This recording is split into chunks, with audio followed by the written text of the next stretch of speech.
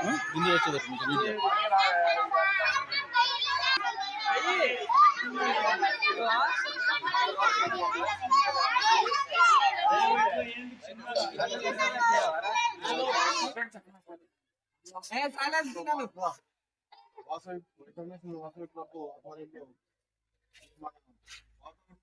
మార్పులో కానీ మూల కారణం చెట్లు లేకపోవడం, మానవ సమృద్ధి కోసం, వనాలను పెంచడం కోసం సీడ్ బాల్స్ అని చెప్పి స్టార్టింగ్ లో ఇదివరకు వేరే కంట్రీలో ఉండే సీడ్ బాల్స్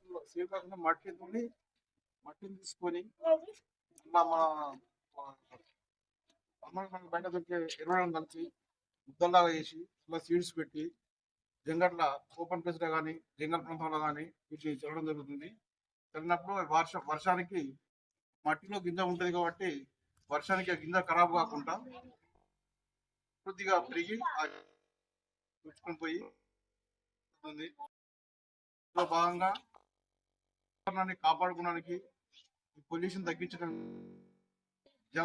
వనాలను పెంచడానికి ఇది ఒక మార్గం. అందులో భాగంగా వ్యవసాయ బాధ్యతలు మన మైండ్ పార్క్ పిల్లలతోటి సీడ్ బాల్ చేయడం జరుగుతుంది. ఈ కార్యక్రమం సాగించిన లక్ష్మి గారికి, ఉపాధ్యాయులకు, ఉన్న విద్యార్థులందరికీ